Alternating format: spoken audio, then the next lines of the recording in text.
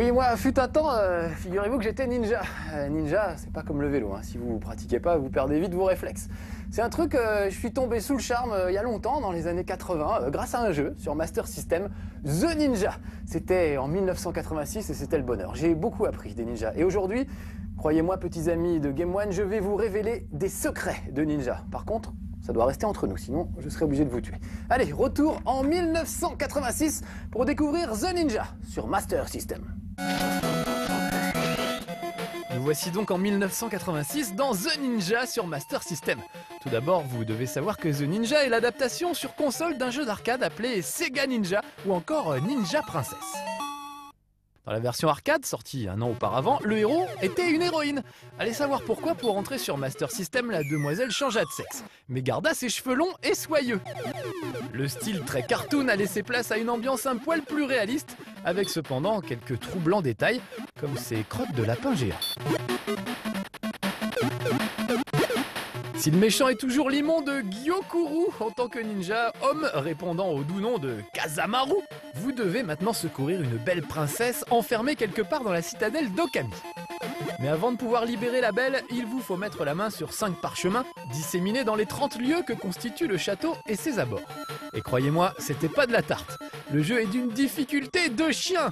D'ailleurs, si vous coupez les cheveux de notre héros, si vous troquez ses shurikens pour un fusil, que vous lui mettez un casque et des fringues qui tirent un peu plus sur le kaki, eh ben nous y sommes, c'est du commando tout craché.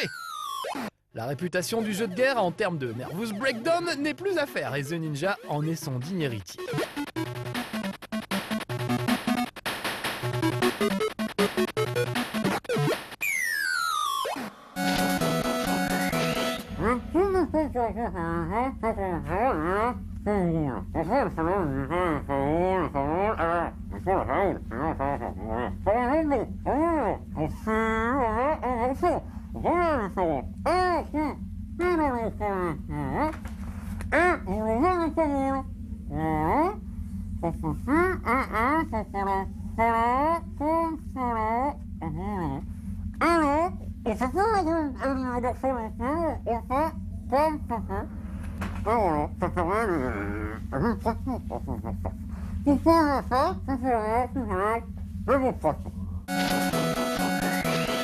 Et nous voici maintenant embarqués dans The Ninja Warrior. Même si vous ne voyez qu'un seul ninja à l'écran, on dit Warrior avec un S, car plusieurs personnages sont disponibles. Et c'est parti, Kunoichi en tête, Kunoichi plus déterminé que jamais, Kunoichi qui aligne avec une aisance que nous lui connaissons bien, les roustes, les mandales, les tatanes et bien sûr les émasculations. Pardonnez-moi, je me suis un peu emballé, mais cette immense queue de cheval, souple et resplendissante qui vole au gré du vent et des attaques, moi ça me fait tourner la tête. En plus, je trouve qu'on a souvent dit beaucoup de mal sur les blondes, beaucoup de saloperies même, et qu'ici nous avons enfin la preuve que les blondes sont tout à fait très compétentes. Évidemment, sa démarche un peu trop raide pourrait nous laisser imaginer qu'elle n'a pas rangé son balai dans le placard prévu à cet effet. Mais j'ai envie de dire, et alors? Ça n'empêche pas d'être diablement efficace. Bon, en fait, je vous dois la vérité, Kunoichi n'est pas une vraie blonde. Les ninjas que vous incarnez dans ce jeu sont des êtres cybernétiques créés par des scientifiques afin de mettre un terme au règne d'un terrible dictateur sanguinaire sur les États-Unis, l'immonde Bengler. Et oui, je comprends bien votre déception, mais cette histoire d'une blonde qui allait sauver le monde, finalement, c'était trop beau pour être vrai.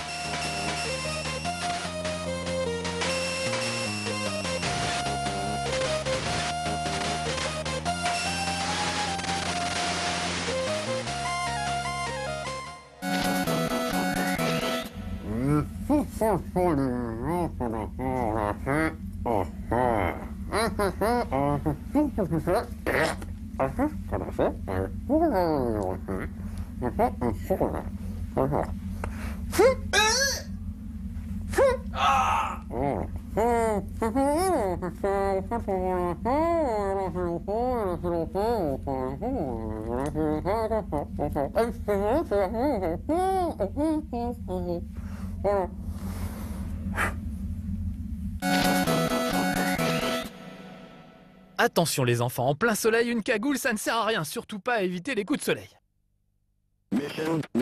Comment évoquer les ninjas sans parler de Shinobi? Impossible, absolument incontournable. Nous devons cette petite merveille à Sega en 1987. Vous incarnez Joe Musashi et vous devez en découdre avec une organisation criminelle appelée ZID. Figurez-vous que ces gredins ont kidnappé des enfants. Le sang de notre héros ne fait qu'un tour et le voilà parti pour récupérer les gnards et dispenser une bonne leçon de savoir-vivre au chef des brigands. Le jeu comprenait 5 missions, elles-mêmes découpées en scènes de 1 à 5, sachant que la dernière était évidemment réservée aux boss de fin de niveau.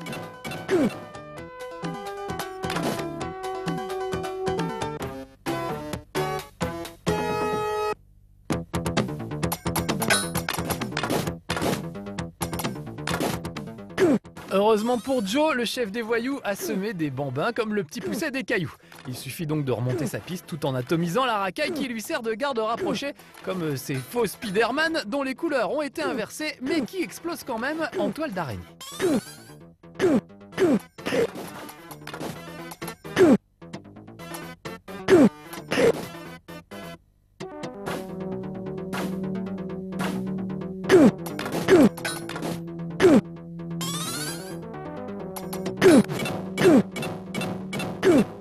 Pour se battre, notre ninja lance des shurikens avec une générosité qui l'honore, sort automatiquement un katana lorsqu'il se retrouve en position de corps à corps et, comble du raffinement, peut déclencher une attaque magique dévastatrice.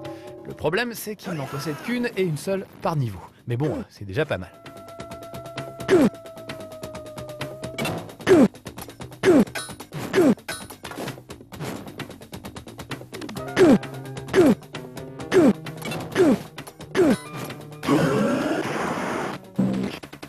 Chaque fois qu'un boss est terrassé, c'est parti pour le cultissime bonus stage.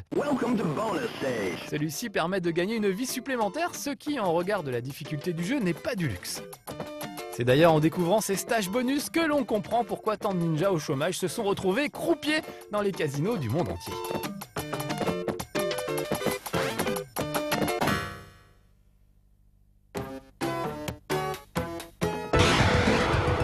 Oh là là, mais que se passe-t-il? 2 ans se sont écoulés depuis Shinobi, nous sommes en 1989, et force est de constater que le coup de soleil s'est maintenant transformé en beau bronzage. Fini les gamins à récupérer, le gars revient pour en découdre, il n'a plus qu'une seule idée en tête, la revanche!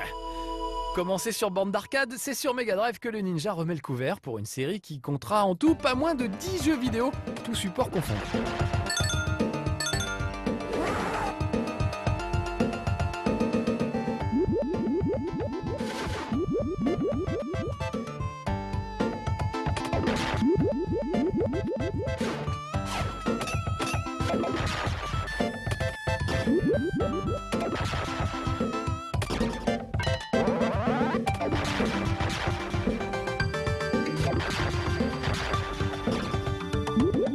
Devant toutes les qualités de ce jeu, il est difficile de croire que c'est un des premiers titres à être sorti sur la console, et pourtant, c'est bien le cas. En 2 ans, le ninja a pris un bouton grâce à la manette de la Mega Drive, ce qui lui a permis d'enrichir un peu la palette de ses actions.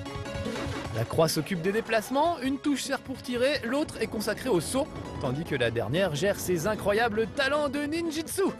Certains ont longtemps cru que ce n'était que des problèmes de digestion, mais c'est faux, ce sont des super pouvoirs.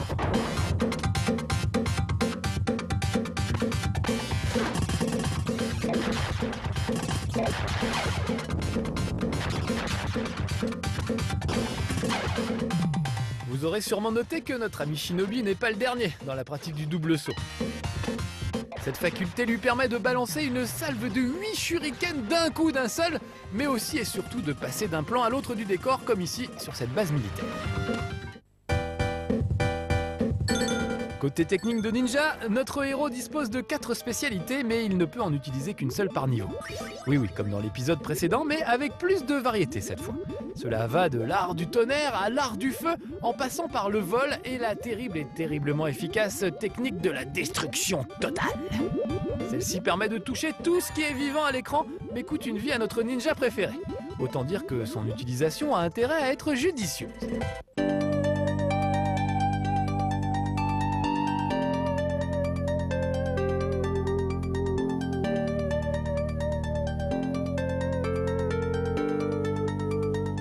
Cette fois-ci, fini les ersatz de Spider-Man au costume à couleur inversée, nous avons droit au véritable super-héros qui marche au plafond, qui balance des toiles d'araignée et tout. En revanche, du point de vue du scénario, évidemment, là c'est moins la fête. Qu'est-ce que Peter Parker vient faire ici? Pense-t-il finalement que c'est un ninja qui a tué son grand-père? Quant au Terminator, même combat. Celui-ci est persuadé que sous la cagoule se cache Sarah Connors. Ça, nous ne le saurons véritablement jamais. Puisque nous sommes dans les célébrités, restons-y. Aux États-Unis, il y a eu 3 versions de la revanche de Shinobi. La première permettait d'affronter Batman, sauf que le jeu n'avait pas la licence. Il a donc fallu sortir une nouvelle édition en remplaçant l'homme chauve-souris par l'homme à peu près chauve-souris, puis une 3e version pour remplacer Godzilla par un mélange de squelettes et de dinosaures. Mais après tout, comme on dit, qu'importe le flacon pourvu qu'on ait l'ivresse, non. L'essentiel, c'est de bien se poiler.